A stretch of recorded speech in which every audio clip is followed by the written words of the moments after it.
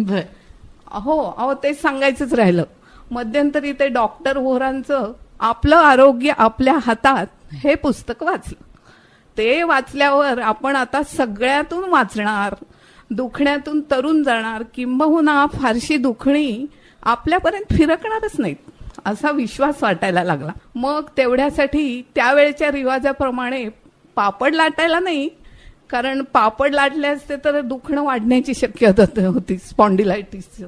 म्हणून पापड लाटायला नाही, पण ते पापड लाटण्याचं एक लाटणं असतं, ते त्यावेळेला ॲक्युप्रेशरचा उपचार घेण्यासाठी वापरलं जायचं. अच्छा. तर त्याच्यावर म्हणजे रेघा रेघा असतात. हा, रेघा आडव्या रेघा अच्छा, असतात. बरोबर. आता ते मिळतात रोल्स वगैरे त्याचे ॲक्युप्रेशरचे. तर ते मी सुरू केलं तो उपचार. अगदी इमाने इतबारे चालू केला.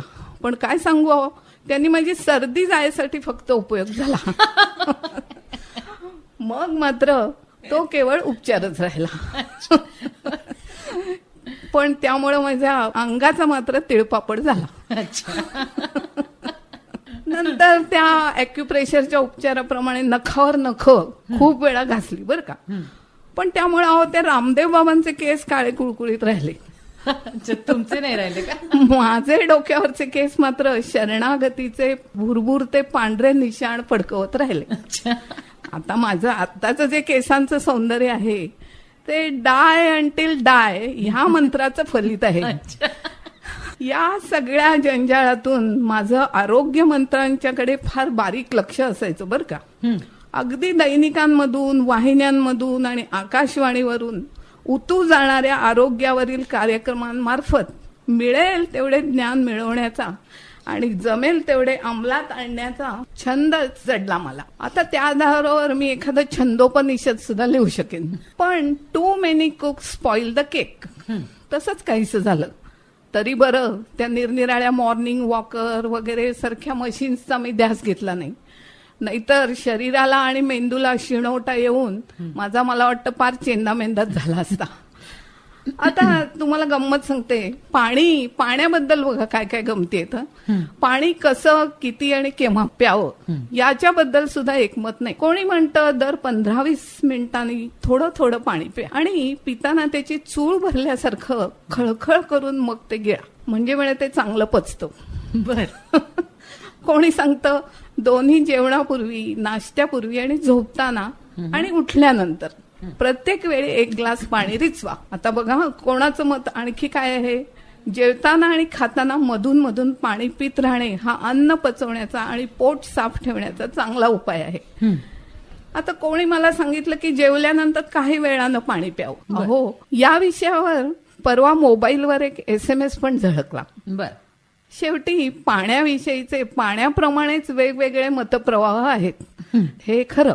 आता आपल्याला जे आणि जेव्हा पाणी पिणं गोड वाटेल तेव्हा प्यावं. पुन्हा बघा त्यात सुद्धा पाणी गरम प्यायचं की गार प्यायचं असे सुद्धा मतप्रवाह. शेवटी मी काय ठरवलं की पाणी शुद्ध मिळालं ना म्हणजे खूप झालं. आताच्या काळात तेही अवघड आहे. आता खाण्याबद्दल, खाण्याला आता आहार म्हणायचं असतं आताच्या ह्याच्यात. थेरपी. बरं, वेगवेगळ्या आहार तज्ञांची सुद्धा विविध विरोधी मतं आहेत बरं का. या मतमतांतरांपुढे मी अगदी पुरती हार मानली आणि भूक लागली की वासून आवडेल ते खाऊ लागले. आता बघा कोणी म्हणे कच्चं सॅलड आणि कडधान्य मीठ लिंबू लावून खाल्लं तर त्याचा खूप फायदा होतो. तर लगेच कोणी बजावे असं कच्चं नीट पचलं नाही तर आमवात होण्याची आणि पोट बिघडण्याची शक्यता असते. शिवाय त्यावर मारलेली जंतुनाशकं जंतूंचा नाश करतात की नाही माहित नाही, पण आपल्या प्रकृतीचा मात्र नाश करतात, निश्चित करतात. बर. तर कोणी सांगे मधुमेह टाळायचा वा नियंत्रित ठेवायचा असेल तर साखर, भात, बटाटे, ज्वारी वगैरे अजिबात खाऊ नका. तर मला कोणीतरी कणत कणत सांगितलं नाही, रोज तसं थोडं खाण्यास हरकत नाही, नाहीतर शरीरात ताकद राहत नाही.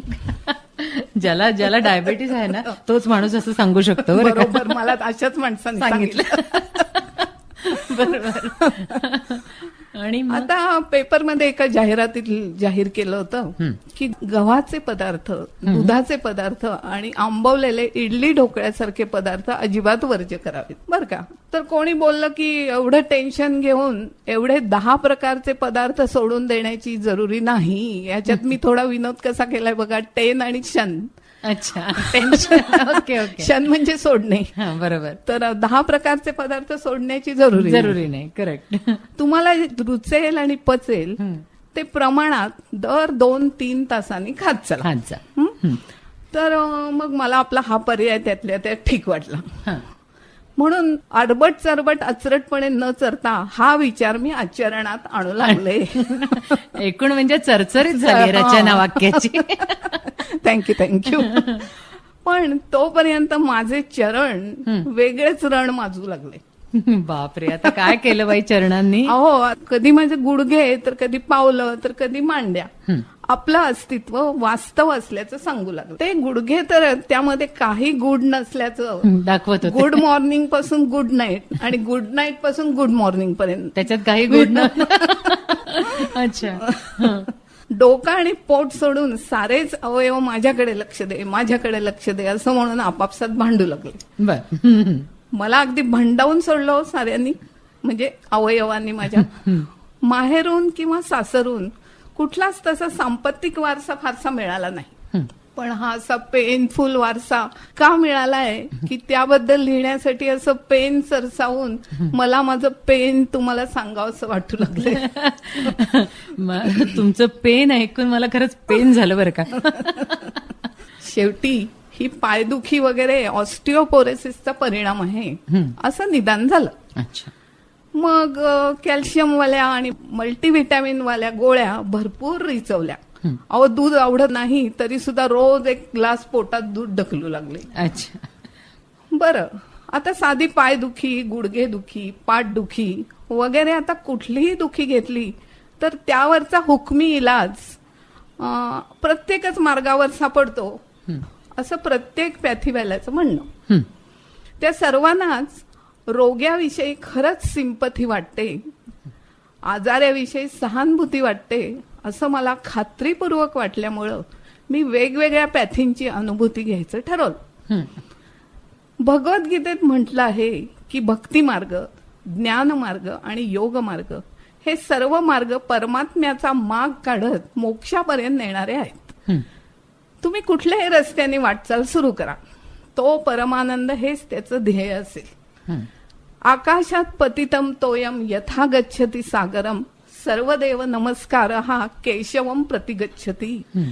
म्हणजे या सुभाषितानुसार पाणी शेवटी ओढ्यातलं असू दे, तलावातलं असू दे, नाल्यातलं असू दे वा झऱ्यातलं असू दे, शेवटी सर्व जल सागरालाच भेटतं.